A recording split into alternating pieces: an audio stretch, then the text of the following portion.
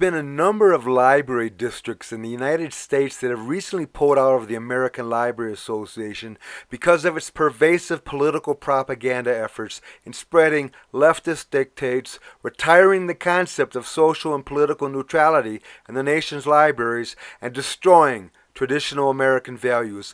These have included state libraries in Montana, Missouri, and Texas. In my home state, Arizona, a group of Republicans in the state legislature, named the Freedom Caucus, called upon the Arizona State Library Association to also cut ties with the ALA. The Arizona Library Association, however, like most library groups, is too deeply in bed with the ALA. In its own words, it is affiliated with it, and issued a statement of support for that parent organization, even declaring that the, quote, ALA is a non-partisan, non-profit organization. Non-partisan, that's one of the boldest, most shameful lies I've heard from anywhere in recent history.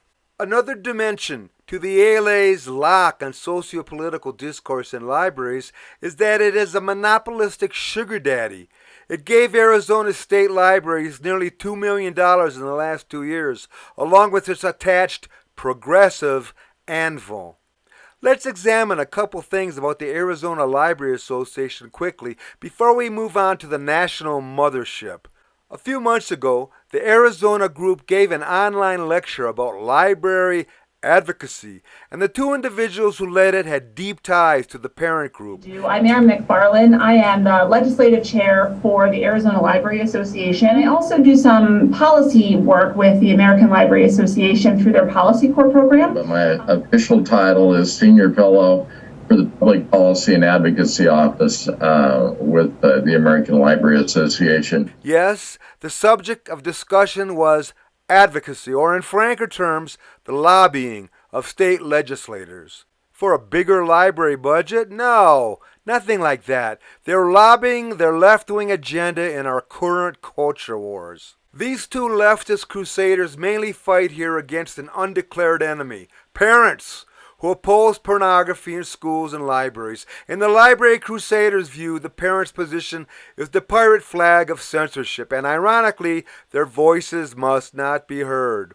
In fact, here's how one crusader bragged about how the Arizona Library Association successfully lobbied, even hiring a professional lobbyist against two bills in the Arizona legislature. We also employ a lobbyist. So AZLA, part of the funding that we get and the money that you pay into AZLA is to support a lobbyist that can help us track bills at the legislature. Both bills she's talking about concern, in part depending on whether you're on the political left or right, what many consider to be the issue of pornography in school libraries. For the library political machine, however, such parental objection is a censorship issue, banning books. There were two bills that would have been very impactful and very negative to library services in Arizona. Both of them, again, were very similar to bills that were proposed and passed in other conservative states through the country. Librarians are overwhelmed with proposed state laws and political action driven by well-organized so-called family values groups such as the Moms for Liberty, Texans for Liberty, People for Parents, and No Left Turn. In The Atlantic on August 30th last year, writer Tom Nichols discussed the word fascism in a column called A Pre-Fascist Interlude. One of his comments was, "We cannot let our understandable fear of words such as fascism scare us out of talking about the reality staring us in the face." By law, nonprofit groups like the ALA can't overtly promote political candidates and such, but there's all sorts of ways to lobby their leftist political agendas into the legal system against the will of millions of taxpayers and library visitors who don't agree with their progressive dictates. One must ultimately shiver in shock, wondering how the ALA can state this with a straight face. Quote, "We are strictly prohibited from participating in partisan politics of any kind," unquote. If you believe this, I have the Brooklyn Bridge in the state of Kansas to sell to you for under the cost of a pair of pants. The ALA has this caveat to that assertion, however, quote, That said, however, know that we do work to influence legislation at many levels of government, both directly and indirectly, unquote. Hi, I'm Stacey Abrams. Libraries are among our nation's most democratic institutions. They champion access and opportunity for all, providing free resources, technology, and educational opportunities. Visit your local library today.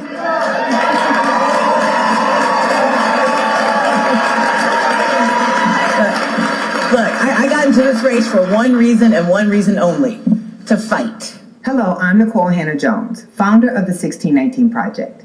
Our nation's libraries will celebrate Preservation Week, April 25th through May 1st. Conservatives and fascist movements want to replace facts with power, and they want us to believe in a history that didn't actually exist because that allows them to take power. And that is the moment that we're in, and I think that is what 1619 has gotten caught up in.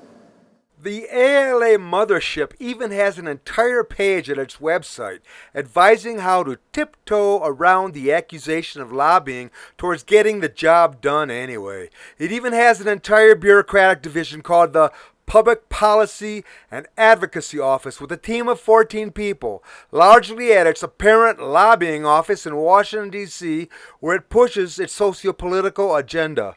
How much money do you think the American Library Association spends on overt lobbying for its pet causes? According to the online resource site Open Secrets, the ALA has spent more money on lobbying in the past 2 years than ever in its history, over $1 million. $573,000 in 2022 and $430,000 in 2023, and that latter figure is so far tabulated only through October of that year. Do you think they spent $1 million to only lobby for more funding?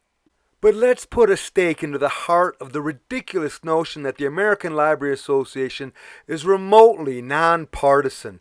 Donald Trump, who embodies everything the leftist ALA despises, won the U.S. presidential election in 2016. Routinely, as traditional civil courtesy and convention, the ALA's Washington office released a press statement that the library organization was ready to cooperate with the newly elected president, a man who had, of course, garnered tens of millions of votes to win, millions of whom were certainly somewhere patrons of libraries. Here's the quote in the ALA press release that clearly brought down its nonpartisan fabrication. Quote, "The American Library Association is dedicated to helping all our nation's elected leaders identify solutions to the challenges our country faces," ALA President Julie Todaro said. "We are ready to work with President-elect Trump, his transition team, incoming administration, and members of Congress to bring more economic opportunity to all Americans and advance other goals we have in common," unquote. Rather tame, one would think, reasonable even as a starting point for negotiation. But a reaction to this by far leftist ALA members who control that clan was swift and furious.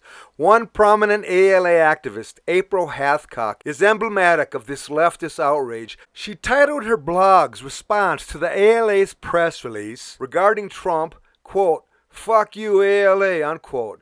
She was outraged that the library group was willing to, in her words, quote, "collude with hate-filled fascists," unquote, and that my ALA does not collude with fascists, unquote. Apparently, she has no problem announcing that people like her personally possess the organization. Merely a day after the ALA's offer to the Republican president of civility and cooperation, the ALA had a public relations disaster with its most loudmouthed, politicized members. The press release was quickly, quote, rescinded, unquote, deleted, censored from public view.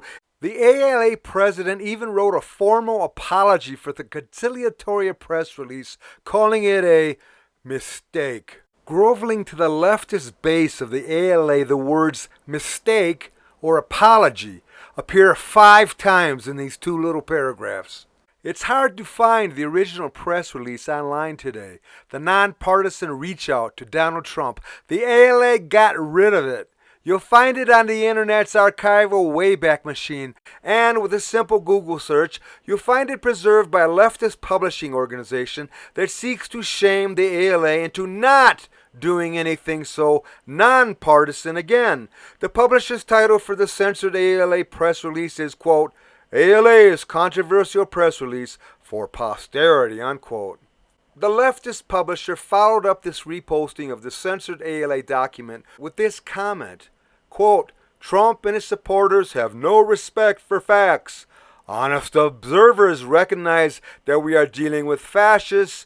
I do not want my association, to go down in history as collaborating with a fascist regime, unquote. So much for tolerance, diversity, inclusivity, intellectual freedom, and all the rest of the hypocritical jargon and illusions ALA totalitarians force down everyone's throats, whether they voted for Trump or not. Many tens of millions of people don't agree with the ALA's suffocating political dictates, meaning that when they innocently walk through a library's doors, there are many library workers who, let's be honest, hate them.